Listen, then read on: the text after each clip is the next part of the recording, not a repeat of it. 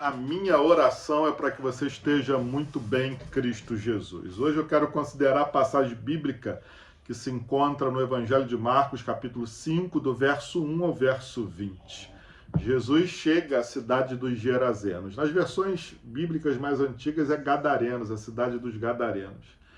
Era uma população de não-judeus, eram gentios, não conheciam a palavra de Deus, o Deus de Abraão, Isaque e Jacó. E havia naquela cidade um jovem atormentado por muitos demônios, que eles declaram isso para Jesus depois. A gente não é um só, a gente é uma legião. E esse jovem era perturbado por esses demônios, perturbava a cidade inteira. Ele vivia pelos sepulcros, pelos montes, se cortando. Tentavam prendê-lo com cadeias, ele arrebentava tudo. Parecia um filme de terror tipo Exorcista. Mas Jesus pisa ali naquela cidade para pregar o evangelho. E ao pisar naquela cidade, ele vai ao encontro desse jovem e diz: eu te liberto. Os demônios se submetem a Jesus, dizendo: o que vieste fazer aqui? Vieste nos atormentar, filho de Deus. E eles pedem os demônios para entrar nos porcos. Por isso que a gente sabe que não eram judeus. O judeu não come porco, não cria porco. E deixa a gente entrar nesses porcos, não nos deixe, não nos envie para fora do país. Jesus permite. Eles entram nos porcos e despenhadeiro abaixo, aquela manada de porcos é precipitada e toda aquela manada morre.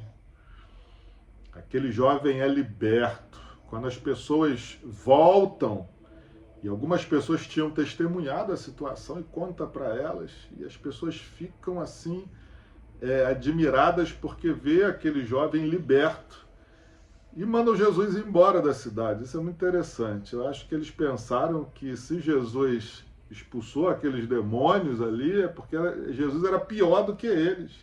Não conhecia, ignorância. Mas aquele jovem que fora libertado, que viver aquela experiência, por isso que viver uma experiência pessoal com Jesus é fundamental. Só ver o outro viver não é suficiente. Só ouvir testemunho não é suficiente. Nós precisamos viver a nossa experiência com Deus. E aquele jovem ali, quando Jesus está se retirando da cidade, pede para ir com Jesus. Eu quero ir com você. Era uma cidade costeira. Jesus estava entrando no barco e Jesus fala assim: não, você não vai comigo. Você vai anunciar tudo aquilo que o Senhor fez na sua vida. E aí a gente tem o verso 20, Marcos 5, 20. Então ele foi e começou a proclamar em Decápolis tudo o que Jesus lhe tinha feito e todos se admiravam. A gente está falando essa semana, meus irmãos, sobre o propósito. Todos nós temos um propósito.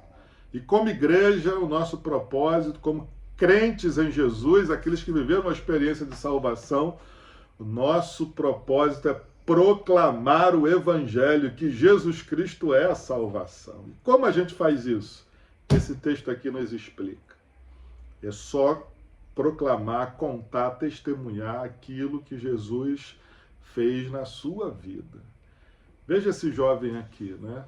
Eu acho que Jesus gostaria que ele fosse com ele. Jesus passou a amá-lo, porque foi uma libertação muito grande. Mas Jesus era estratégico nesse sentido. E ele vai dizer assim: eu vou te mostrar o seu propósito. Vai e fale, proclame aquilo que o Senhor fez na sua vida. O que Deus fez na sua vida, meu irmão?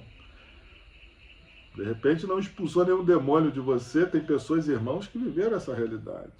Mas o que ele fez na nossa vida? É isso que vai ser usado para proclamar o evangelho. Evangelizar isso. É testemunhar as grandezas daquele que nos tirou das trevas e nos trouxe para a sua maravilhosa luz.